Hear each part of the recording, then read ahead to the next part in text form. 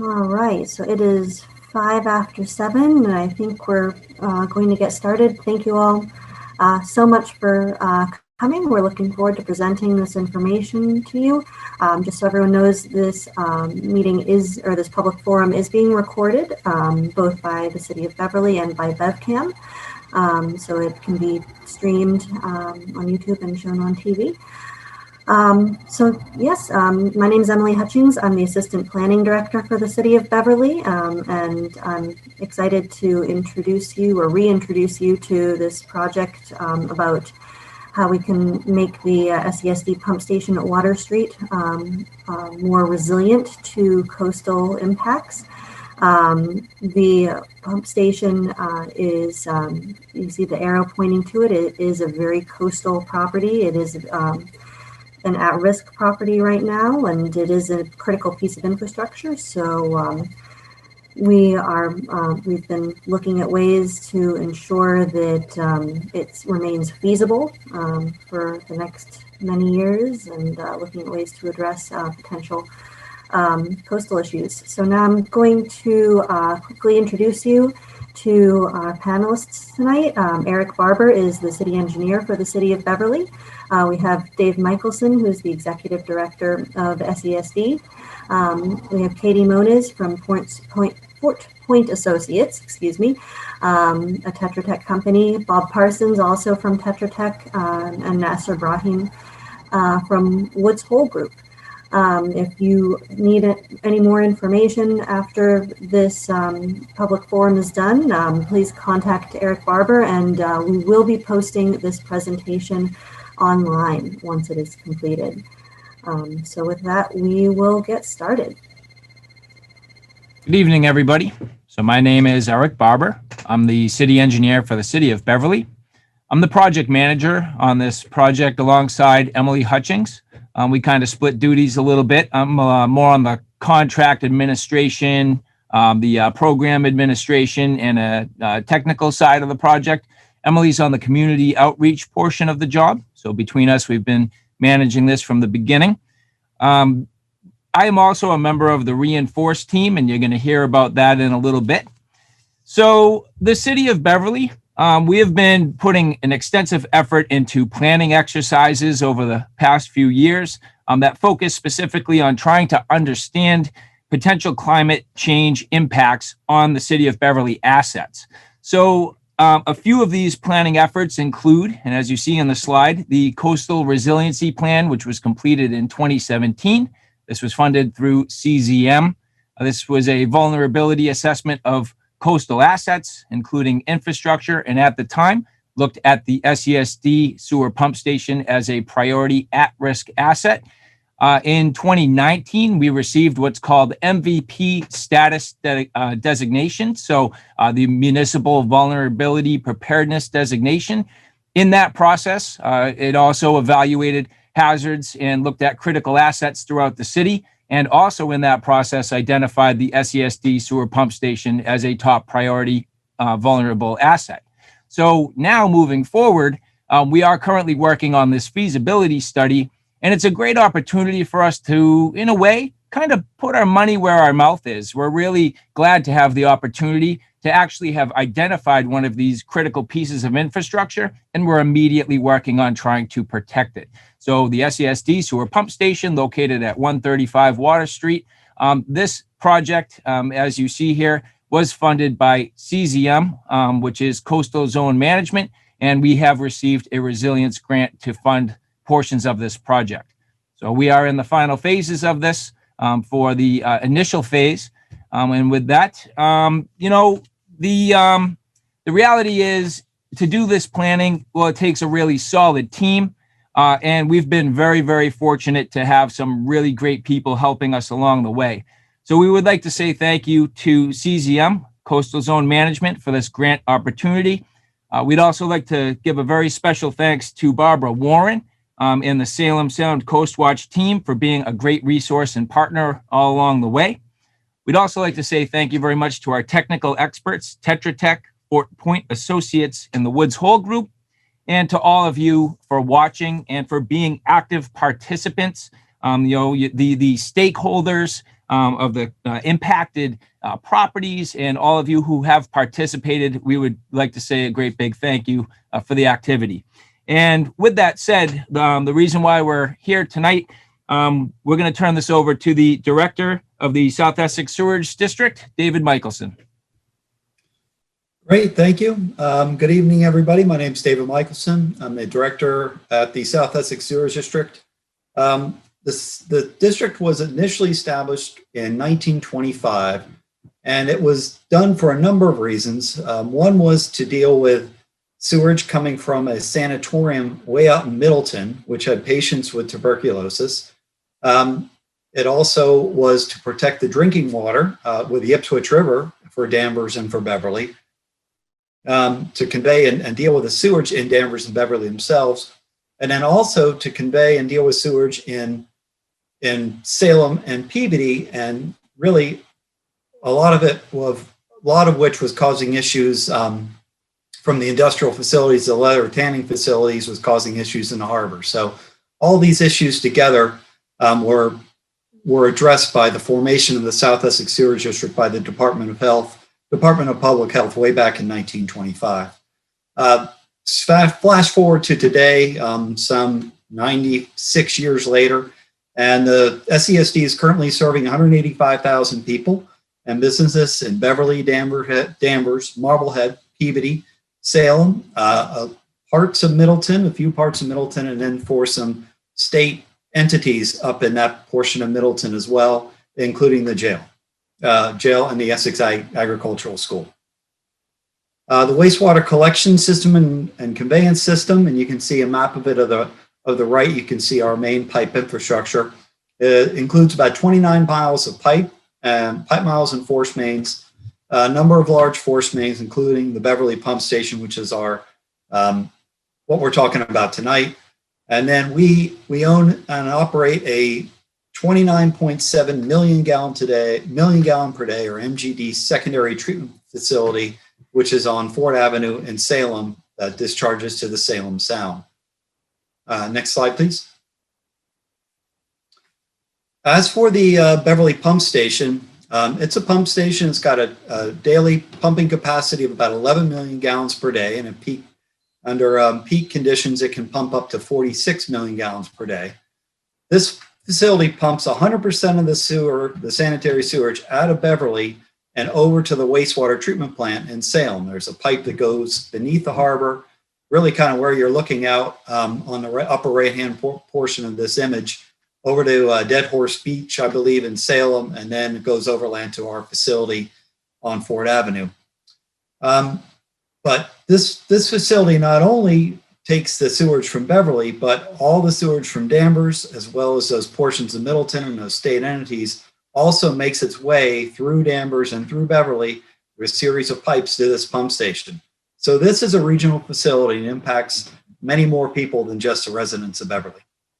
Next slide, please.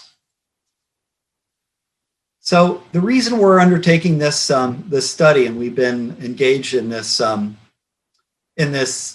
grant process, is we're not having any issues today. There is no immediate flooding issues with this facility today. We've not seen any flooding in the year since I've been here, so it's not an immediate issue.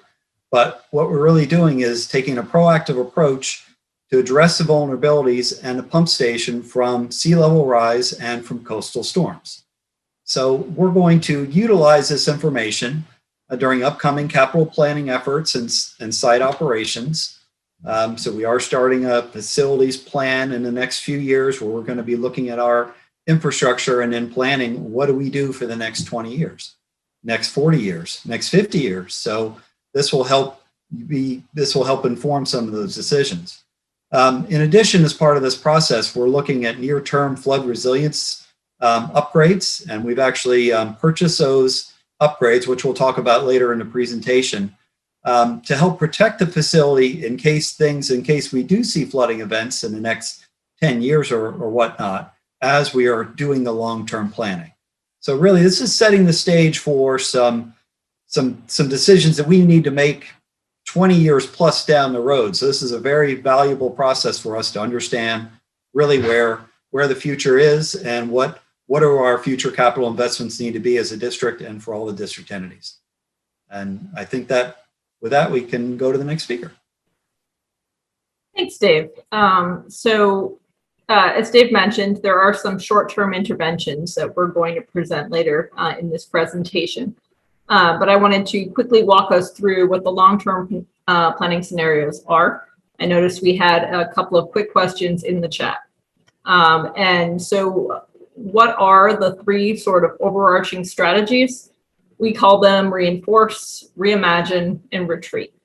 And we don't think of any of these scenarios as standing alone, but we think of them as different approaches. And so through each group, which was comprised of a smaller group of our large planning team, we have a dozen or more people who are part of the core team that have helped to frame this project. We broke into groups that were about 4 people, 5 people per group that represented members of SESD, members of the City of Beverly, Salem Sound Coast Watch, really to strategize around different approaches and to really be thoughtful about what the potential impacts could be. And as Dave has mentioned, and certainly as we'll keep reinforcing here, these are long-term planning scenarios. There is no proposed construction associated with any of this work. So you're going to see some big ideas, and we want you to react to them and to share with us your feelings. But you should also know that none of this work in the long-term planning scenarios is imminent. We're really just understanding what could happen and what might happen in the future.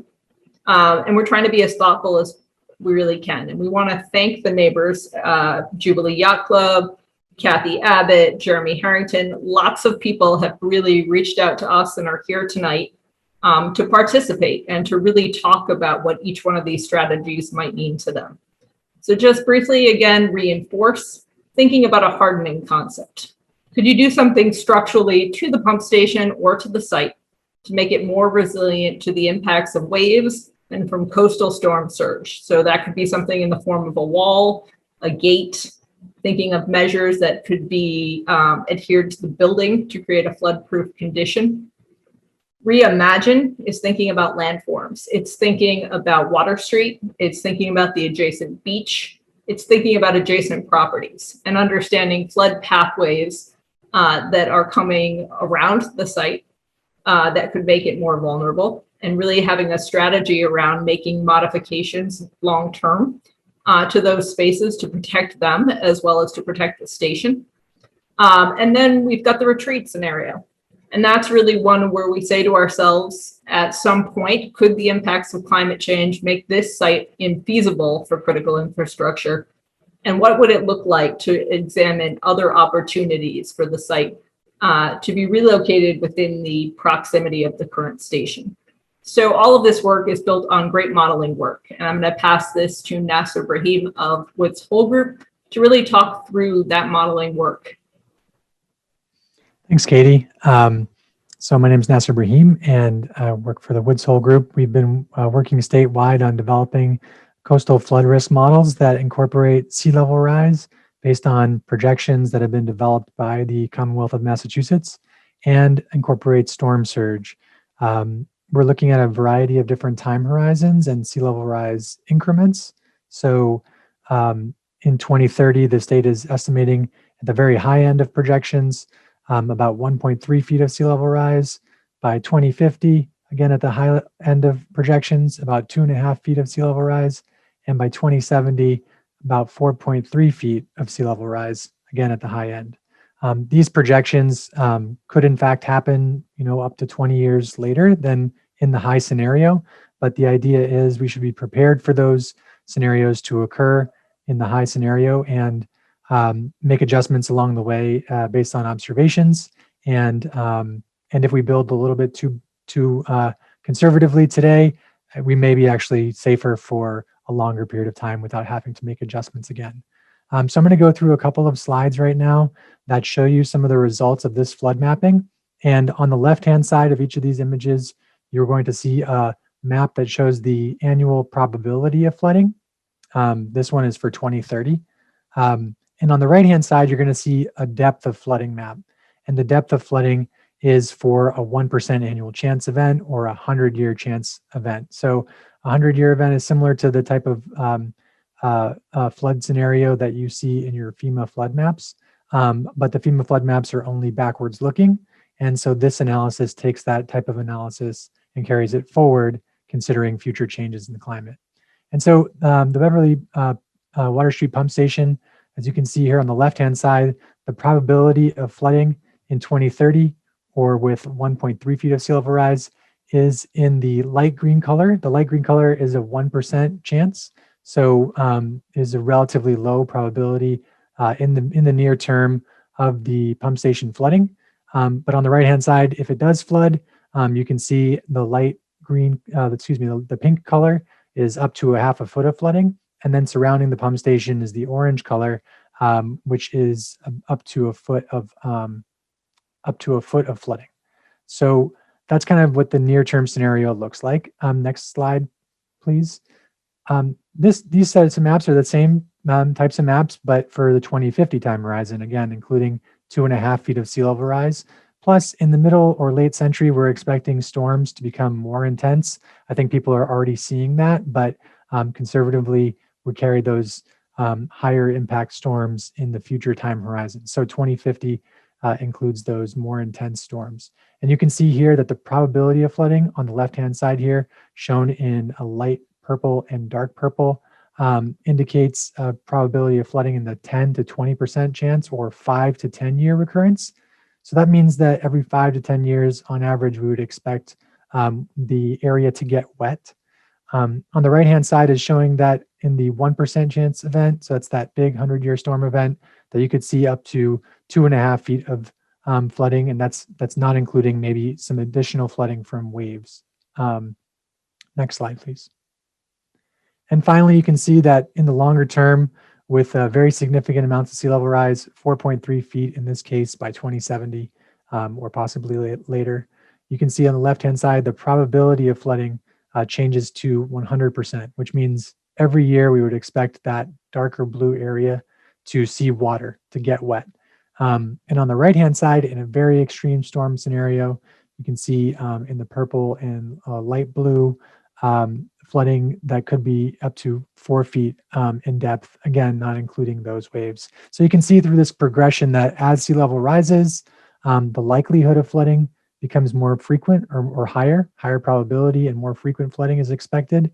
And then in bigger events and in smaller events, deeper flooding is expected. And so this is kind of the underlying foundation for the different solutions that we've been looking at, as you'll see in the next few slides. Final slide. I'm sorry. I always forget this one. So in addition, we also looked at just daily high tide. So the mean higher high tide is your daily high tide. We have 2 high tides in Boston and greater Boston region. The second of those, the higher of those 2, is the average higher high tide. So those are the lines that you see in this image. The green color is the present daily high tide. And in the dark red, you can see once we cross that threshold between 2050 or 2.5 feet of sea level rise to 4.3 feet of sea level rise, you can see that daily high tide flooding would carry up Water Street and block access to the pump station, in addition to the other impacts that it would have for people to access their homes and the yacht club. And so that's one additional kind of hazard that we're considering here as we have developed these different alternative long-term planning solutions.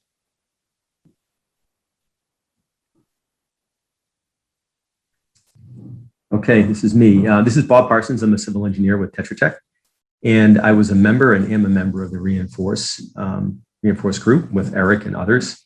And I'm glad that there was some enthusiasm early on about the Reinforce group. So that's great news. So the charge of the Reinforce group was to look specifically at the pump station property, and what we may do to physically change the pump station and property to become more resilient. And I think as David Michelson had mentioned, we looked at both near term, which we projected out to be the 2050 horizon, and longer term, which was determined to be the 2070 horizon for planning purposes. And with the great work that Nasser and the Woods Hole group did complete, We use that data, and the two figures that you see, the 1% depth of flooding for 2050 and for 2070, were direct output from some of that model analysis. And using that data and the elevations that we were able to pull from it, the flood elevations, for 2050, for the 1% probability, the projection was an 11.6 foot elevation, NADD 88. And for 2070, the 1% probability was 13.4 feet NADD. I'm sorry. Yes, sorry. I was going to need a pair of glasses. And again, the reinforced group really focused on the pump station property itself and measures that we can take both near term and long term to make it more resilient to coastal flooding. Next slide, please. Thank you. This figure is an overall figure of what we had considered. So you'll see the purple outline around the pump station property was the longer term solution, and what we evaluated for that, which was what would be a perimeter flood wall with a floodgate at the entryway to provide access. And the little star you see there was the more near term solutions, which were measures and upgrades that we evaluated for specific elements and critical elements within the pump station itself, and how we could best protect those in the near term. So that's just an overall figure of sort of our purview. And you'll see as we go through the presentation how that footprint and the scope changes with the various planning scenarios. Next slide, please. So for near-term flood resilience upgrades, the team, and it was the smaller reinforced team as well as the larger group, specifically folks from SASD, they know the pump station better than anyone. We looked at critical elements at the pump station itself that we really would want to focus on. The two locations that we did come up with were the entryway into the wet well and the garage door at the bottom of a truckway, which does feed this area as well. The primary reason for that was its direct elevation as it exists today and its vulnerability to a sea level rise scenario. There are a lot of elements at the pump station. This was a difficult exercise because there are a lot of critical assets at the pump station.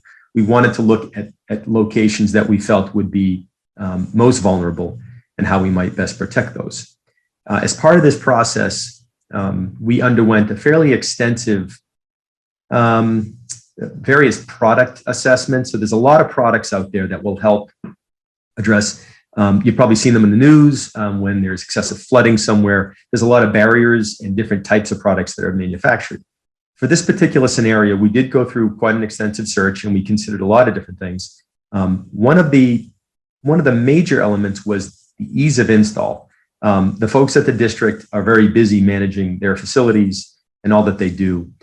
In advance of a coastal flooding scenario or issue or event, we wanted to make this as easy as possible to protect these critical assets that we'd identified.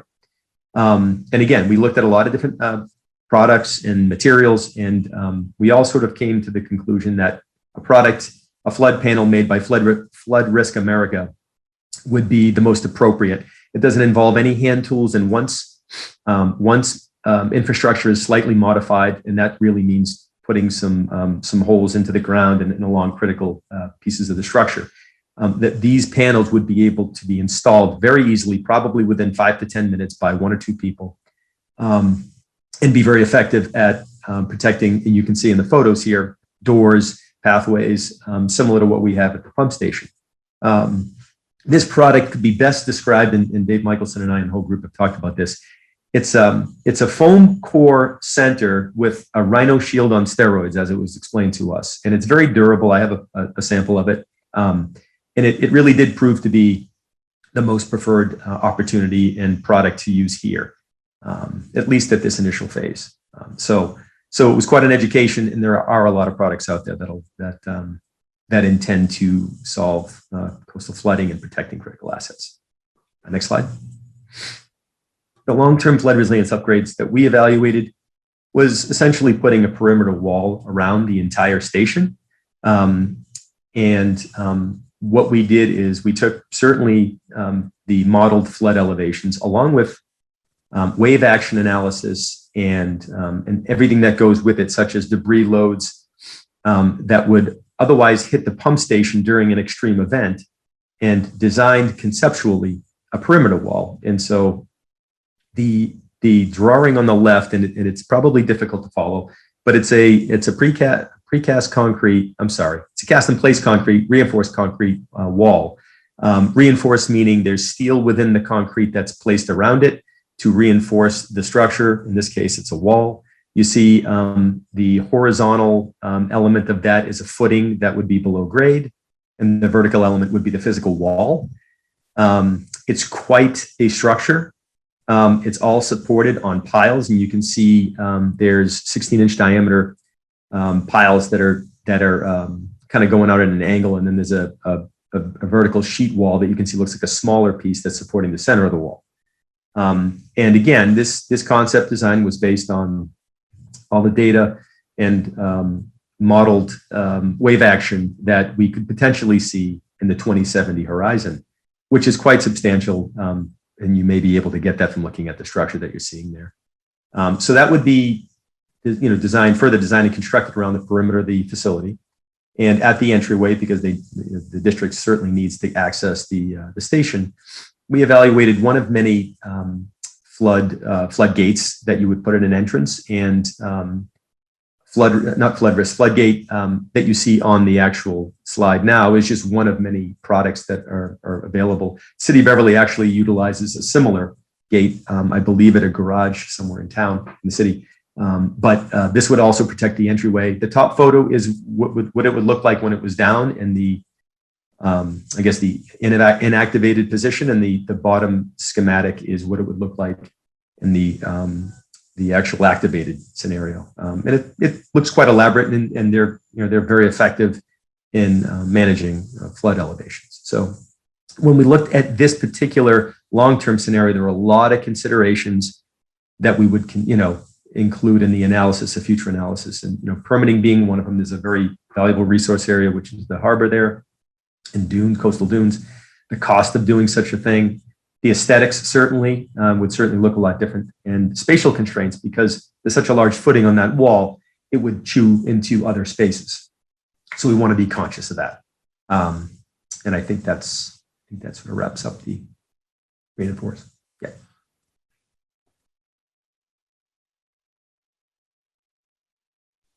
Thank you. I'll pick it up there. So I was helping to lead the Reimagine team, which included members from all the firms that are here and SESD in the city of Beverly. We were tasked with considering broader improvements, both that could add some value in terms of maybe enhancing habitat or enhancing environmental quality, as well as considering options to expand beyond just protecting the pump station. So are there solutions that could have a value of protecting a number of properties, multiple properties, and multiple uses? And so one of the first things we wanted to evaluate, because there is an existing dune on the beach today, at least for a portion of it, you can see it in green there, but if you've been out there, you see that it's relatively flat. There's not a lot of rise to the dune. And dunes with some rise, with some volume, can have a pretty important benefit in terms of breaking up waves, taking that wave energy and dissipating it, and also trapping sand and helping to replenish the beach from natural erosion that happens over time.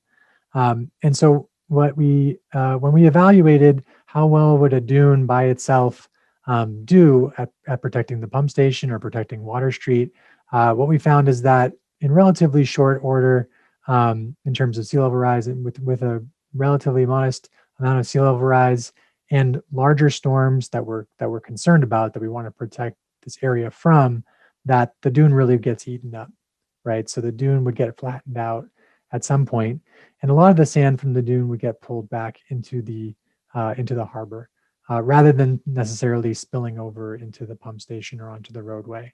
And so we started to think about the dune actually from another perspective, which is you can see here that the purple wall that Bob was just describing is also featured in this example.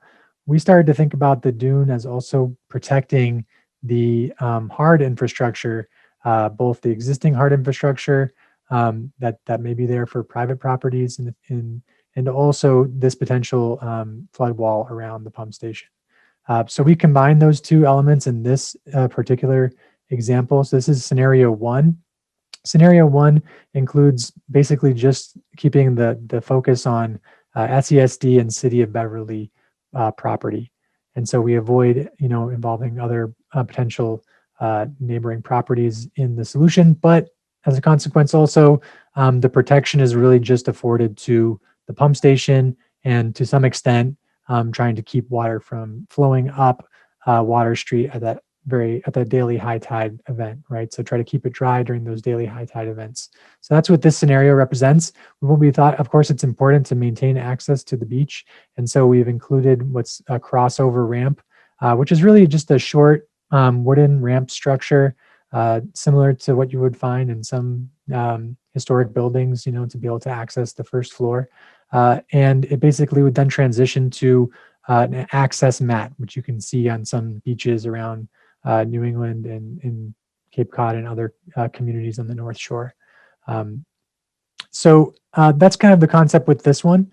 The next slide, please. So in this sort of intermediate level of intervention, we still include the SESD and City of Beverly properties, but we start to expand. We start to say, how can we protect additional properties neighboring, like on Silver Court, for example? How can we maintain access to the facility during most extreme events? So how can we keep water off that portion of Water Street so that people can get in and out if needed in an emergency? And so this scenario expands the coastal dune that was shown on the previous example. In addition, we add along the front of certain low-lying properties, and this could be just the first property, it could be the first and second property, it could be the first, second, third, and even fourth property. So it could extend further there. And to tie back to high ground, you can see here a low landscape wall. And there are some existing low landscape walls surrounding certain properties in the neighborhood. We're not talking about a 4-foot high wall or a 5-foot high wall. The maximum, depending on which property, which property this feature would cut across, it would be no more than 3.5 feet, which is similar to the height of a safety railing. But in many cases, it would actually taper down to be lower than that.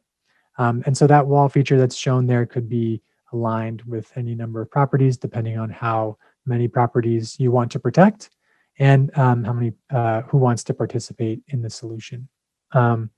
On the sort of upper left half of this image, you can see here that we've created a tabled intersection, which again, you can find in many, probably in Beverly and other communities. It's often used as a traffic calming feature to slow people down so that pedestrians can cross, which may be another benefit here.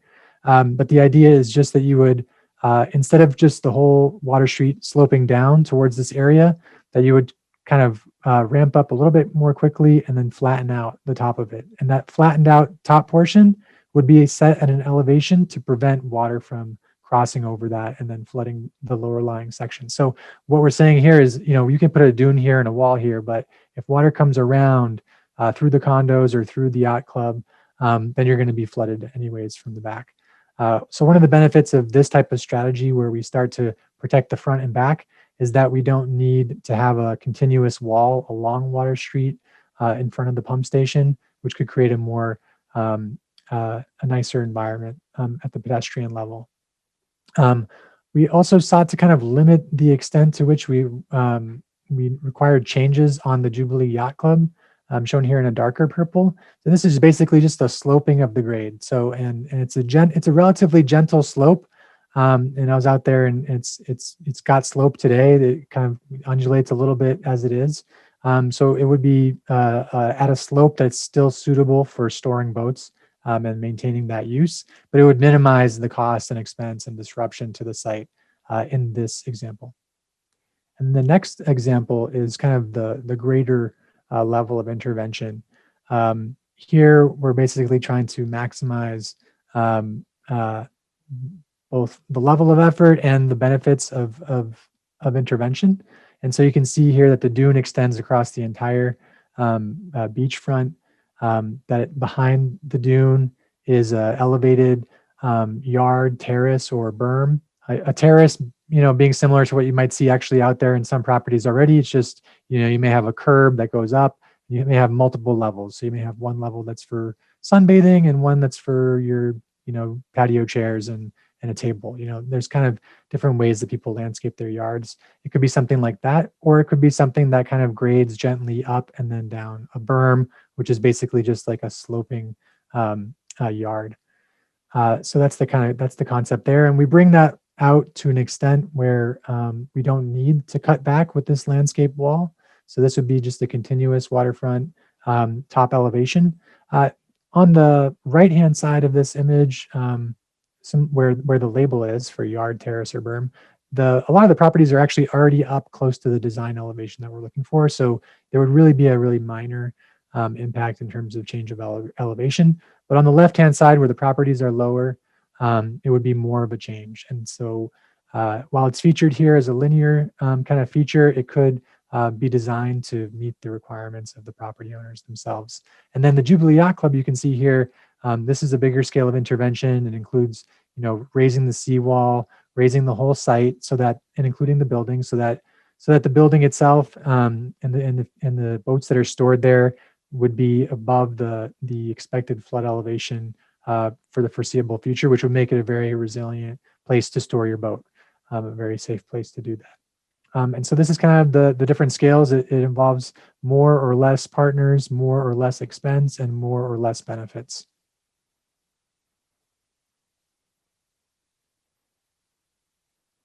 I'll pass it on next.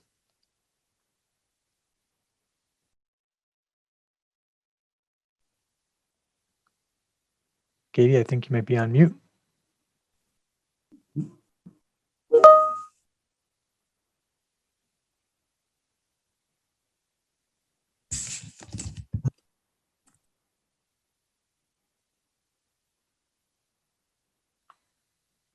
Does someone want to? Looks like we might be experiencing some technical difficulties, so I can work on taking over. Oh, it looks like Katie's off mute. Katie, can you hear us? You there, Kate? I can. Okay, you there? And when I switched our last slide, my Zoom became a little bit unstable. So you can hear me. We can hear you. Okay. Let me know if I'm cutting out. Otherwise, Bob will take over for me and do a fantastic. We think of retreat as a managed solution.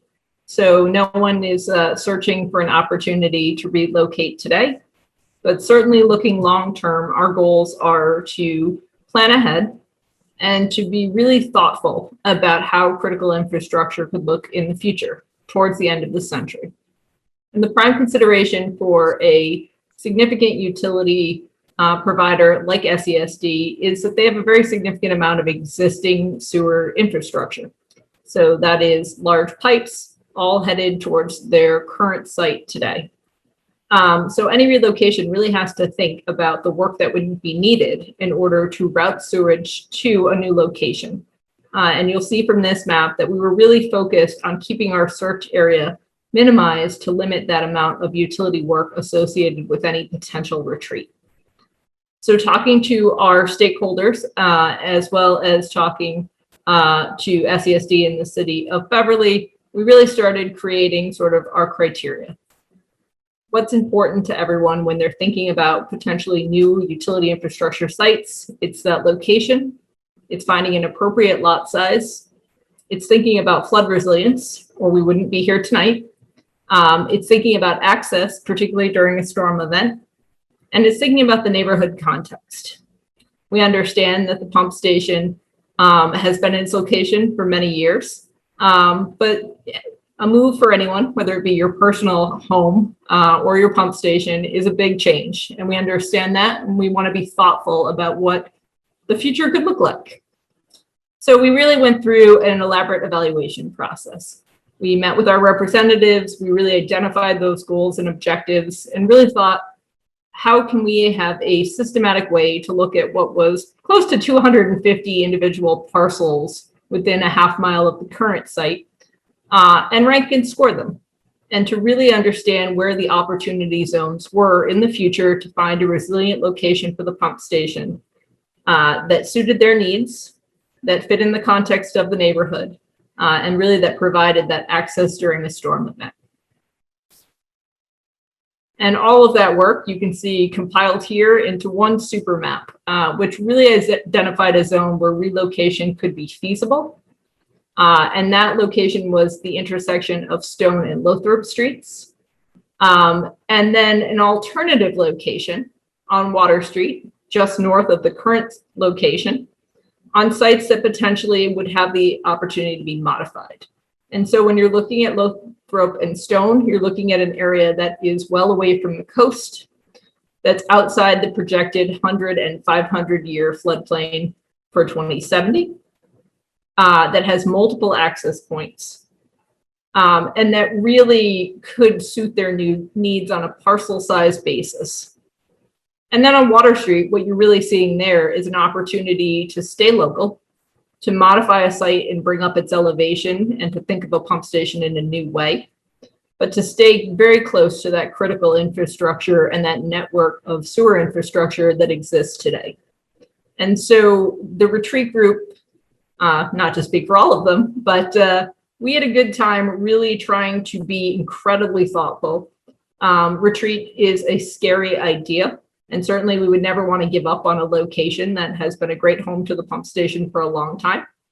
But really thinking forward, we wanted to think about ways to make it a sustainable asset into the next century.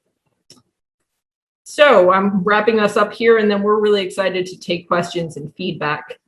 But this is a grant-funded project, and so the month of June is incredibly important to us. We are getting wrapped up. We'll have our last core team meeting tomorrow.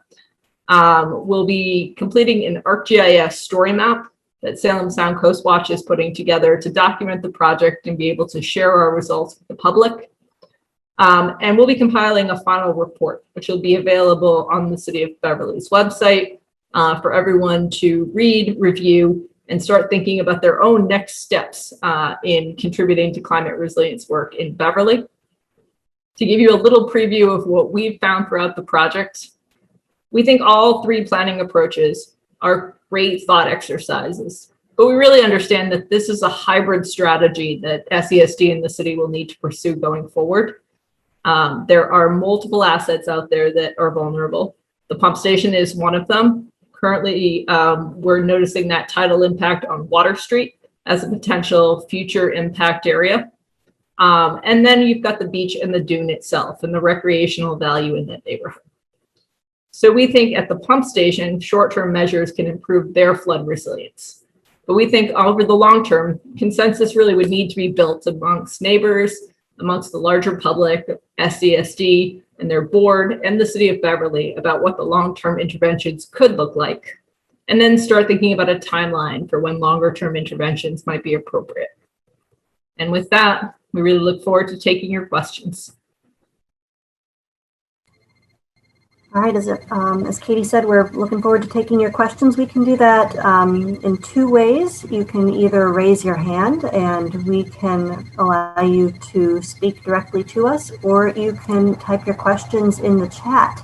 While we're waiting for questions, we did have one during the presentation, the question from Nicholas D'Onofrio asking if the groups were made up of core team members only, if the members of the community were part of the retreat, reinforce, and reimagine groups, or if it was just meant for city employees. So to answer that question, the groups were made up of core team members. So we had representatives from the city, SESD, Salem Sound Coast Watch, and our consultants from Fort Point, Tetra Tech, and Woods Hole Group. And let's see, I don't see any questions coming in yet. I don't see if anyone has raised their hand. Oh, hold on one second. I see one person. All right, I see Estelle Rand. So Let's see. Estelle, it says that I'm not allowed to let you speak because you're using an older version of Zoom. So would you mind typing your question in the chat? I'm sorry about that. I also, sorry, to follow up on my previous question. So while the primary groups for Reinforce, Reimagine, and Retreat were made up of core team members, we did have several focus groups. And those included neighbors, they included members of the Jubilee Yacht Club, we had several different focus groups and had different individuals coming to us each time, so we got a lot of great information. I have another question here from Kathy Abbott, asking if we will be doing an evaluation of the jetties and the impact they can have on flooding. So Eric, do you want to try to take that or kick it to someone else who? I mean, I think the short answer here is, this is phase one. Phase one really just to start to understand what some of the issues are, get some of these scenarios built in a preliminary way. I would say that moving forward, each one of these scenarios, as we continue to, understand a little bit more, we're going to have to take a deeper dive. So certainly in any one of the scenarios, it's going to require, additional study.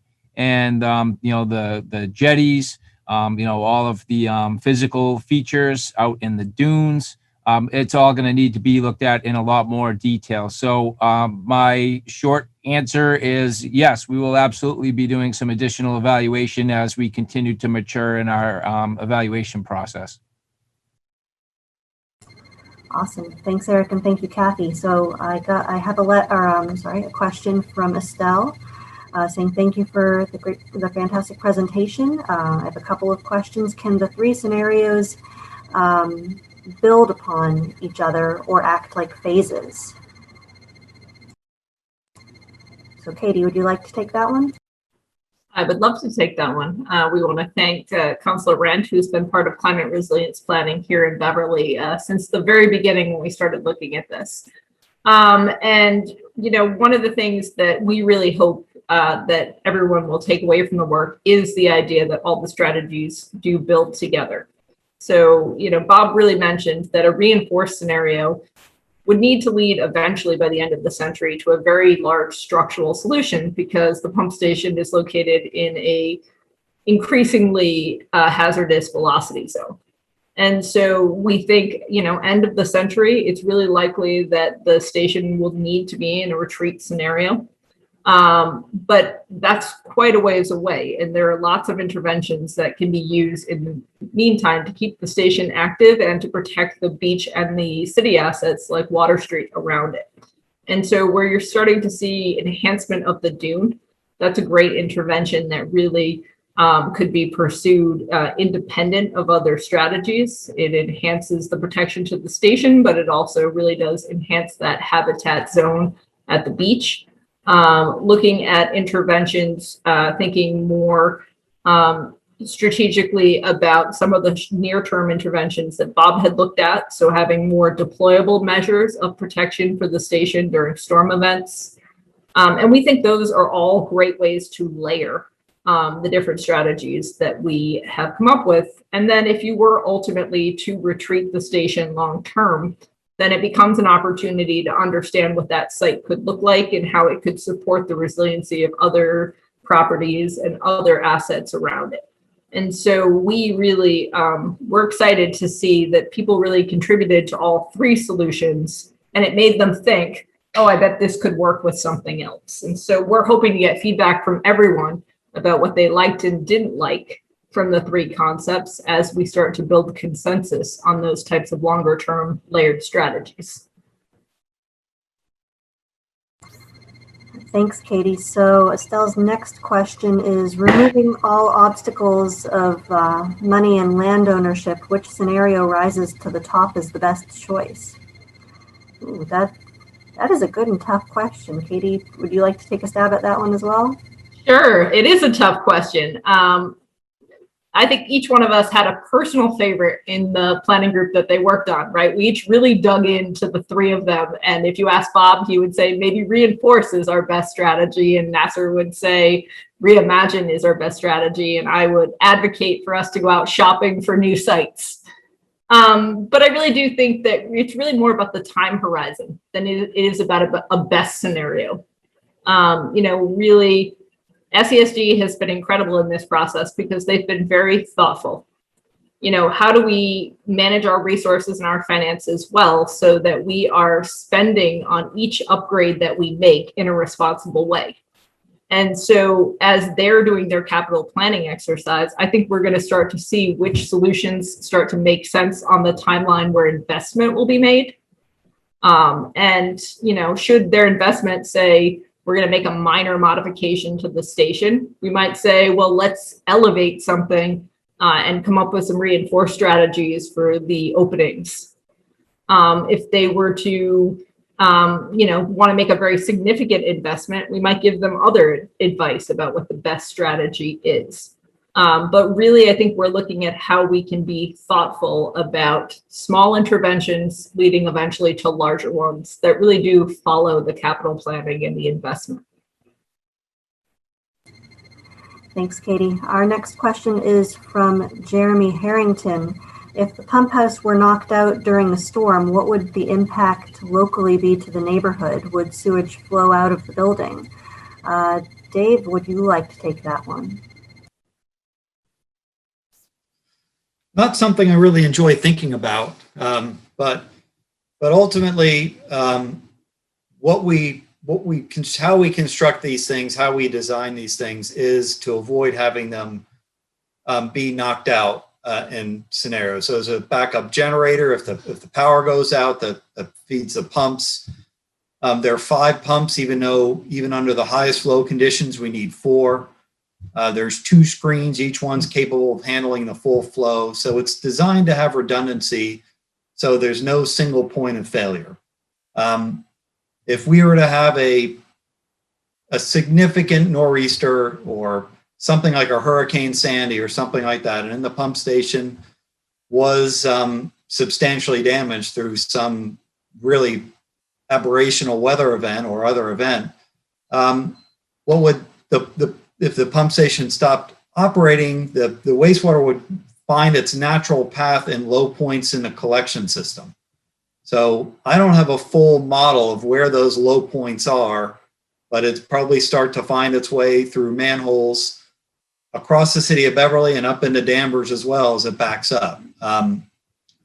That's kind of the nature of this. It flows downhill and it seeks the lowest level. And so that's what would happen. And I'm not certain if that would be at the pump station itself, right at that particular facility, if there would be somewhere elsewhere in the city. So we obviously don't want that to happen. We do everything in our power to keep that from happening, including designing appropriately. But that's what would potentially happen in a catastrophic scenario. Thanks, Dave. I think that triggered a lot more questions. I suddenly have 3 more. The next one is from Estelle. She says she's curious about the funding mechanisms for these projects, grants, SESD, or city funds. So I can start, and I think I might pass it to Eric.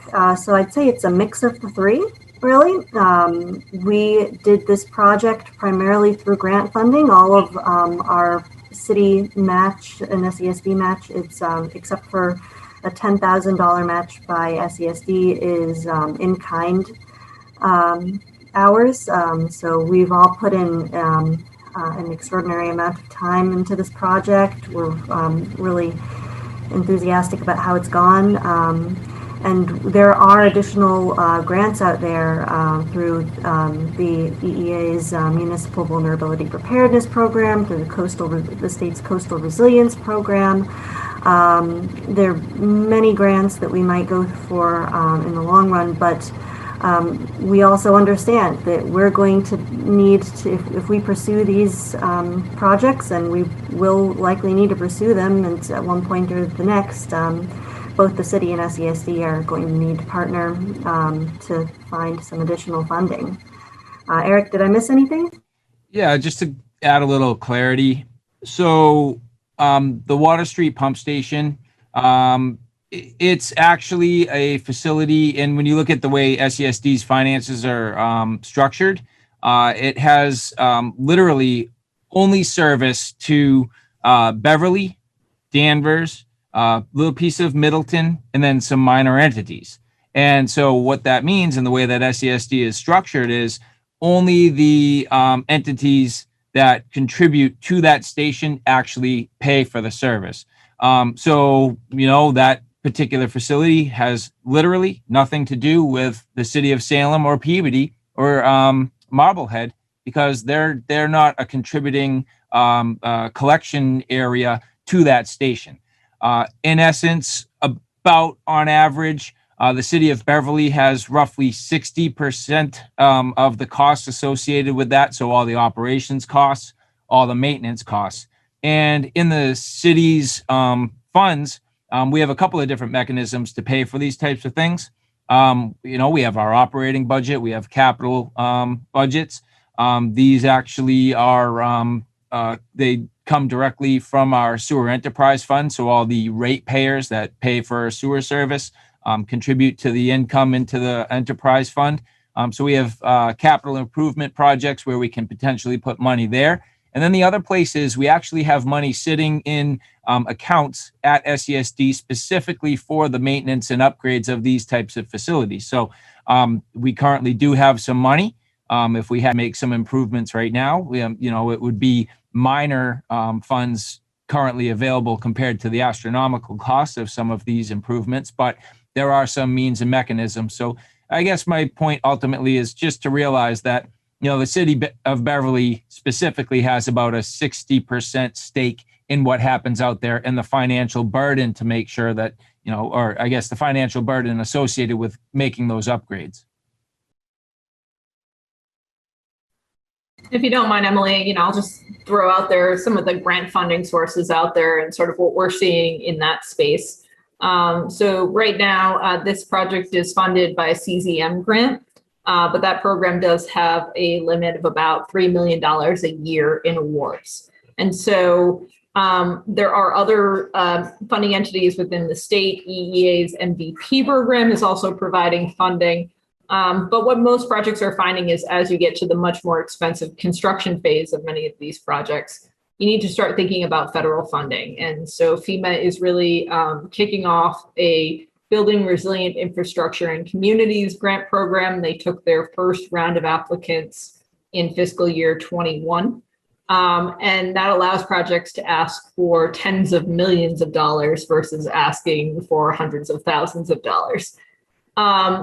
The challenge to that is it's a big country with lots of climate change hazards. And so it's an incredibly competitive process. And so, we're starting to see communities start to think long-term about these different funding sources, start talking to MEMA where it's appropriate to queue up long-term construction projects. But at this point, there are a lot more projects than there are funding at the state or federal level. So we'll hope that there continues to be more investment in that space. Awesome. Thank you, Katie and Eric. Our next question is from Kathy Abbott, asking if we're looking at how vulnerable the station is to flooding from rainwater or just storm surge. Nasser, do you want to talk about how we looked at our maps and flooding? Well, actually, I was going to say, the Tetra Tech team looked a little bit at drainage.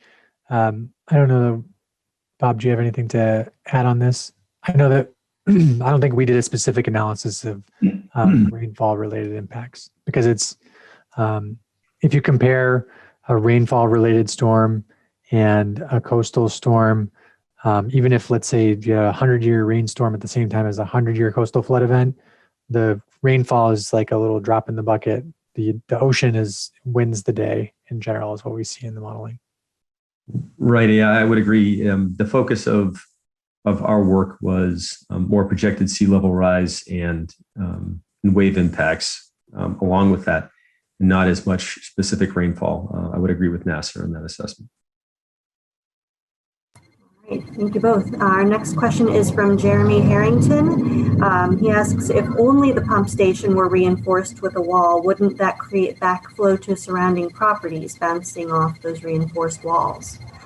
Bob, you want to take that as the head of reinforcement?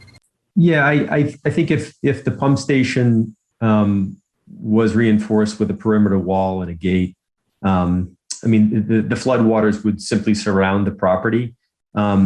There would be, I mean, as one particular side is ocean facing, I mean, that would certainly take the brunt of elevated sea level and wave action. I think once it got around to the other three sides of the parcel, I think it's just going to be protecting primarily against standing water.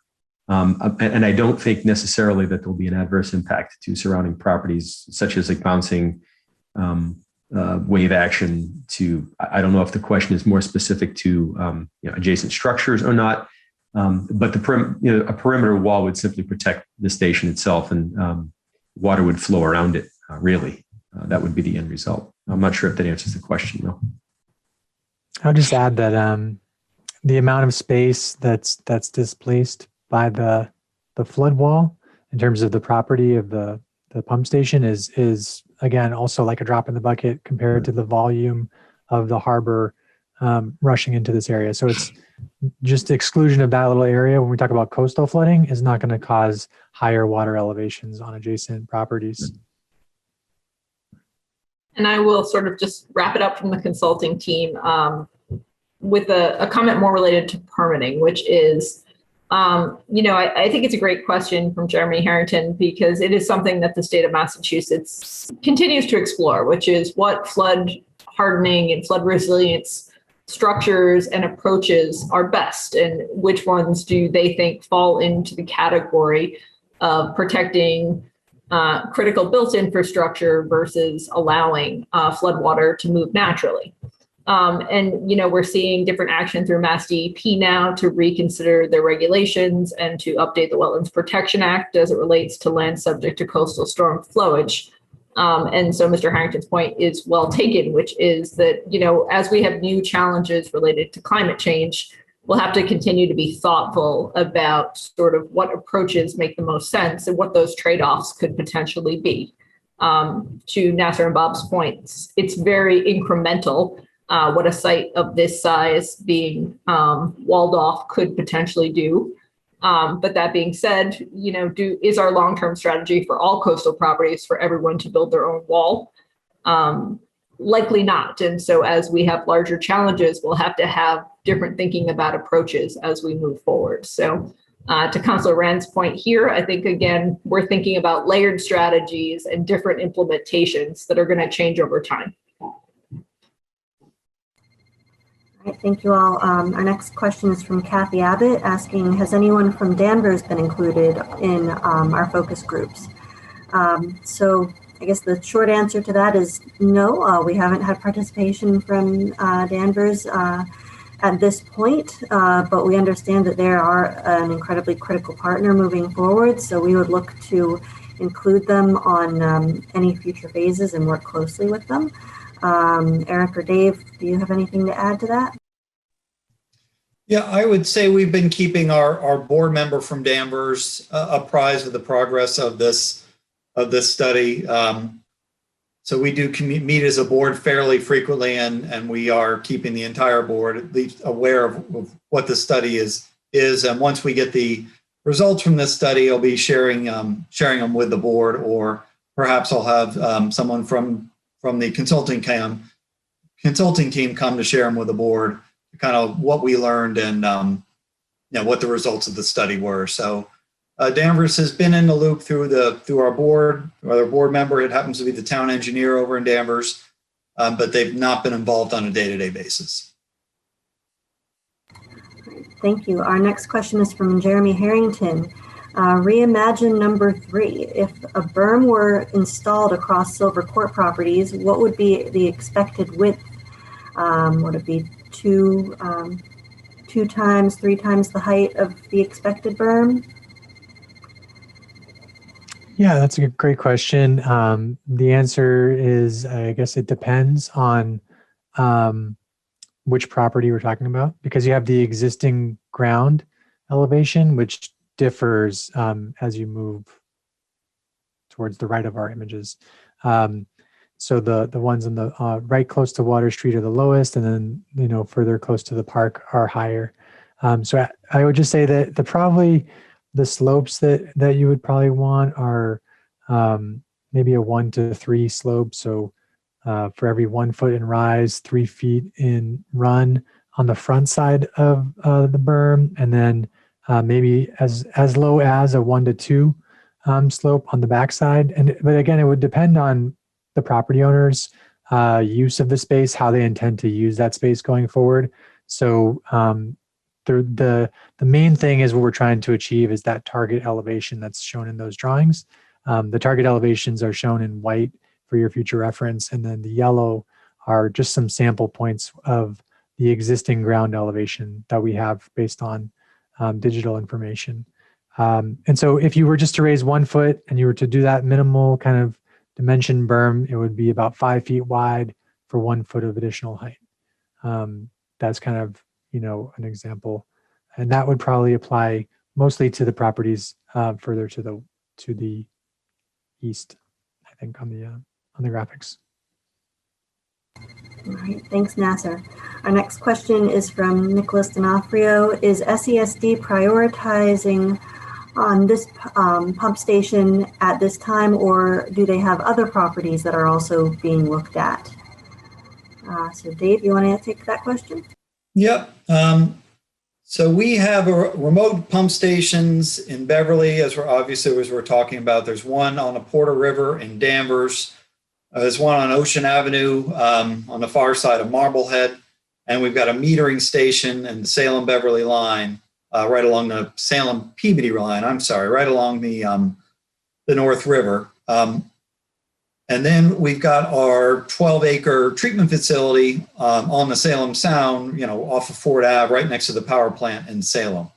Of those facilities, Beverly Pump Station is the most vulnerable to a storm surge event. It's definitely the most exposed and is most exposed to the direct ocean and to wave action. And so from a true vulnerability standpoint, from a storm surge event, it's got our attention first. However, we have a very large 12-acre facility, our treatment plant with a $1 billion capitalization or whatever it's worth, quite a bit of money.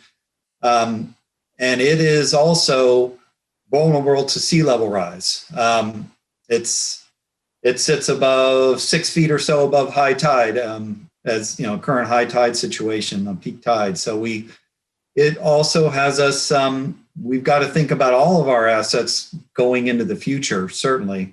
And so I wouldn't say we're prioritizing any facility right now. We need to prioritize all of our facilities, and they've all got different needs and different things that we need to protect them against. And as I kind of talked about in the introduction, we are starting a wastewater management plan that we're looking to get going late this year, where we're going to be looking at all of our assets, all these facilities, and really kind of come up with our roadmap for the next 20 years. And one of the elements of that will be, what do we need to do to address or to be thinking about for sea level rise at these facilities? And is there something that we need to do, on a short-term basis, like we're doing here in Peabody, over here in Beverly, over at our wastewater plant, or do we need to be building seawalls, extensively? And then, how do we fund all of that, which is, of course, a challenge on top of all that. So, it's our job and our mission to keep our facilities running. And so we've got a lot of challenges. We've got conditional challenges. We've got changing technologies. And then we've got vulnerability and sea level rise, and all these things we need to manage and keep them running and keep them affordable for the ratepayers. And that's what we're trying to do. And this is one study, one element of trying to meet that mission.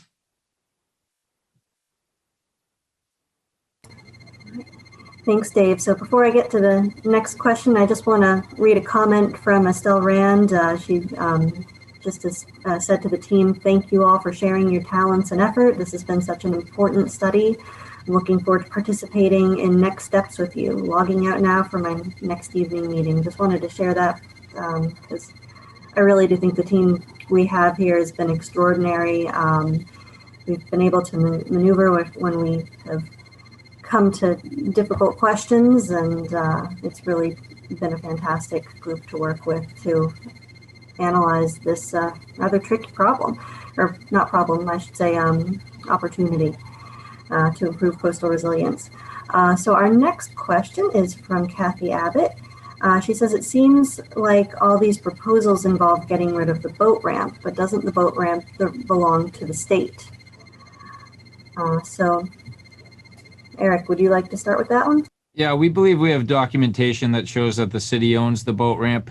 It is definitely not a state-owned boat ramp. The documentation goes back a long ways, but we did find some stuff that was, helpful in our ability to determine that.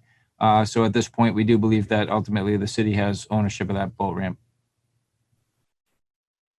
Just to quickly follow that up, I think we were very conscious as the core team here to really just be thoughtful about the boat ramp. We understand that it's very important to a lot of people and that it's an asset for recreation within the city of Beverly. But what obviously we're seeing through the modeling and what we've heard anecdotally through neighbors is due to coastal storms already and likely to increasing sea level rise, it's possible that the boat ramp in its form today will not be usable in the future. And so it's not a conscious, we would like to remove the boat ramp strategy. It's more an understanding of what water level might be like in that area, which would make the current layout and configuration of a boat ramp in that location infeasible in the future. So, again, I think the city team in particular has been incredibly thoughtful to really understand how important that space is to the community, but also understanding that it is as or more vulnerable than any of the other assets that we've spoke about tonight for that. Thank you both. So it doesn't look like we have any more questions at this point. We have one comment from Nicholas D'Onofrio just saying, thanks, Dave and team. So he says, I agree with Estelle. Thank you very much for your dedication and hard work. We appreciate this forum. Nope, we do have another comment coming in. Let's see. From Jeremy Harrington, he says, it does seem like the water coming up the boat ramp is a more immediate issue based on what you showed. Katie, do you want to respond to that? Absolutely. So, one of the great parts of having not just great discussions with the city teams, but also with stakeholders is that people have been able to share their lived experience with us.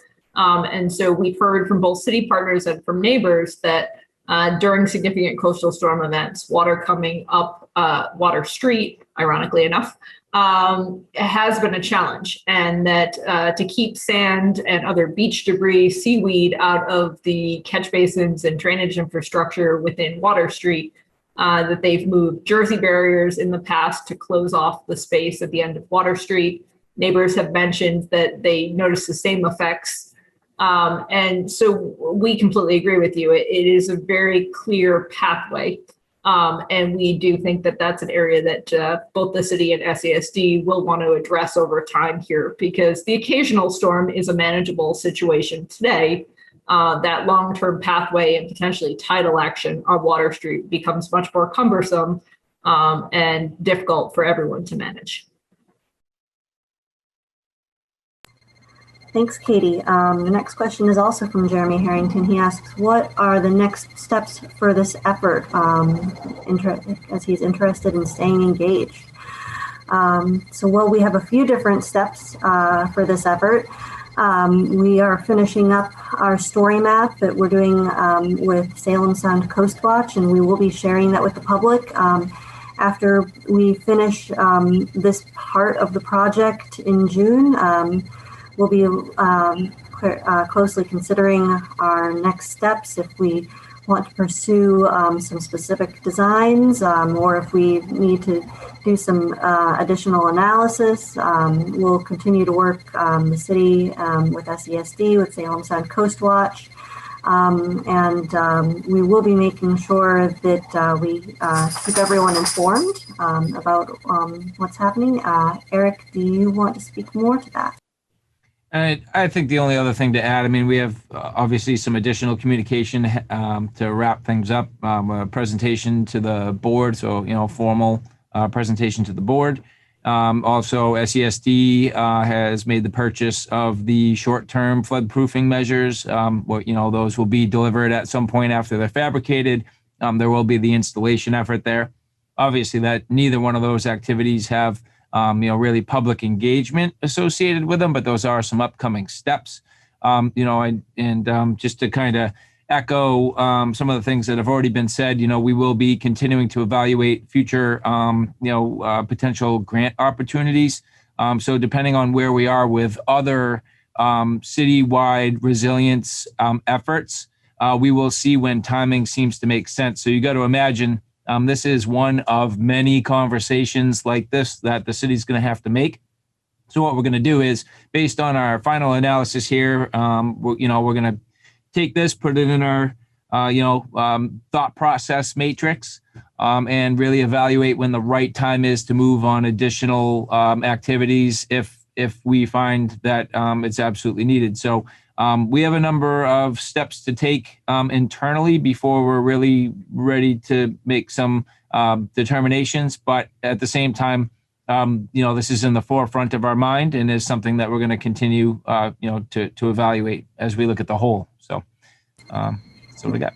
And I would like to note, I forgot to note before, I do keep a record of people who reach out to me about different projects. And so I have a list right now with names, email addresses that we just keep on record very specifically. So if another piece of a project is happening, we can make note, oh, this person was very interested before it and had asked to stay informed. So we can reach out to you if you have any questions or concerns. And so please feel free to reach out to me or to Eric, and we'll make sure we keep your name and contact information on that list, and we'll reach out to you with any new developments. Our next comment or question is from Kathy Abbott, and she says, I disagree. I believe the beach in front of the pump station is a more vulnerable pathway than the ramp. And she notes that there is a big log out on the dune that was left by a storm that is very close to the back entrance. Katie, would you like to take that comment? We like to agree with Kathy, because Kathy has been someone who on this project has been really generous with her time, and no one sees the impacts in this location firsthand more than Kathy does. So thank you. And thank you for agreeing to always talk to us and offer us tours and really be a great part of this process. I think one thing that we've learned from you is that the dune itself has been shifting and forming from sand being sedimented into that location over time. And so you're absolutely correct. I think that the dune itself continues to be a very fluid element of the natural resources out there, which is characteristic of a coastal dune. They are supposed to migrate in order to provide both value in habitat and coastal protection. But that dune itself is quite trapped in that location. And so changes to that landform that you're seeing obviously are true and real. And I think that's where the reimagined strategies really land the strongest, which is, can we make that an opportunity? Are there ways to enhance that dune in particular that create benefits that don't just benefit the pump station, but benefit the beach and adjacent properties? And the thought of extending that dune, we think, has a lot of merit as a long-term solution.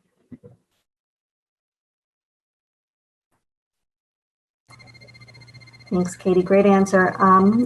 So that is our last question that I see at this point. We have another thank you from Jeremy Harrington, appreciating all the time and effort. We do still have a few minutes left if there are any questions, and we'll certainly hang on until 8:30 if there are any more questions in the chat that come up or any more hands raised. But if anyone needs to head out, we really very much appreciate your time, and we've been very excited to share this information with you. We're really looking forward to next steps. And this information will be posted on the sustainability webpage of the city's website. And just to note again that BevCam is recording and streaming this, so it is on YouTube as well. If anyone comes to you later and says, oh, I didn't get to see it, you can point to the YouTube channel. We'll have the presentation up on the website. And again, we're more than happy to answer any questions that you might have after the fact.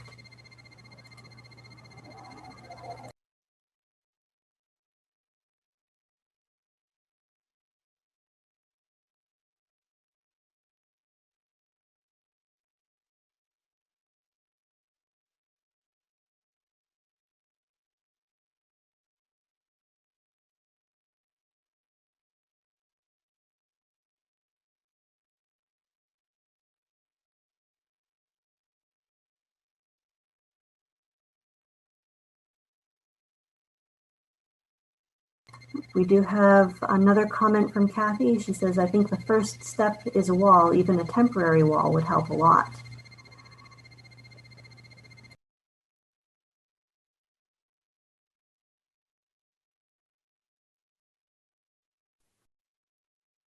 It seems like that made Bob happy. Bob smiled and felt like Reinforce maybe had some traction there. Felt like the Reimagine was running away with it, but I feel better now.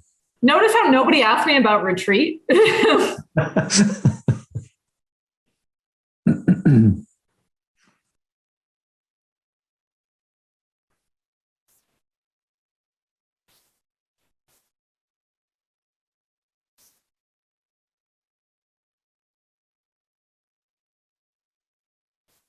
think Kathy's point is well received as well. I think even this more immediate steps of the FRA flood panels at critical infrastructure is sort of at the nucleus of our goal here, looking and evaluating ways to make the station more resilient. Obviously, there's a lot of interest in making the area more resilient. I totally understand, but the layered approaches we've talked about and hybrid approach to how we achieve these goals is the very likely output from this. But this initial step of the district investing in these panels to make an immediate impact on the station and improve its resiliency. So, there are certainly a lot of ways to address this, and the district has already taken the lead in starting that process, as well as the city, certainly. So.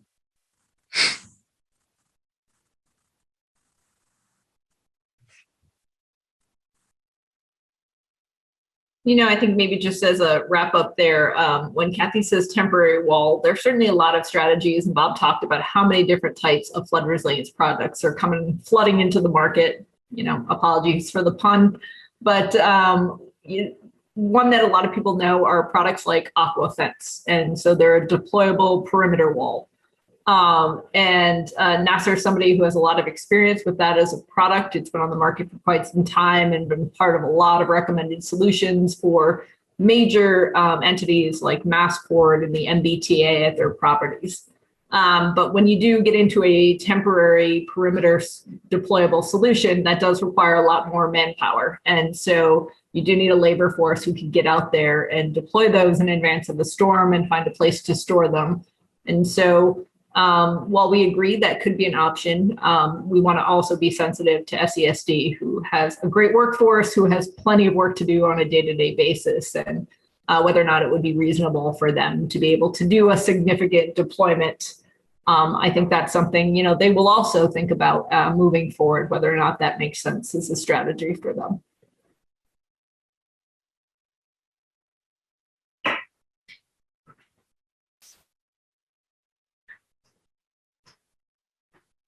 I'm also enjoying in the chat that Nasser and Kathy are having a great conversation about field visits and the beautiful city of Beverly. This is not a half bad place to go on a site walk. And you can't tell from the picture we have on the screen now, but we went there on plenty of beautiful sunny days and always enjoy our time in Beverly. Yes, your cat has the best seat in the house. right there up front.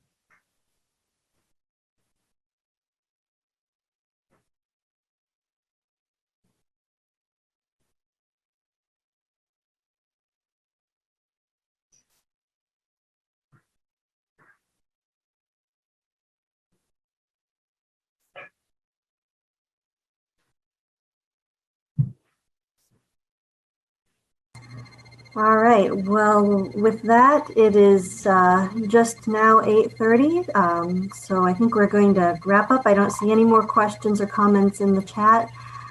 Thank you all again very much for joining us. We're very pleased to have you with us. Please direct friends, neighbors to BevCam's channel, to our sustainability webpage if you think they have interest, if they have any questions. And please feel free to direct them to us as well. Again, my name is Emily Hutchings. I'm the Assistant Planning Director, so my contact information is on the Planning Department webpage. Eric Barber is the City Engineer. His contact information is on the City Engineering webpage, as well as on this presentation, which will be posted to the Sustainability page on our website. So with that, I am going to... The recording has stopped. And I'm going to end the meeting. Thank you again for joining us, and have a wonderful night, everyone. Thank you. Bye, Thank you, everyone. Thank you.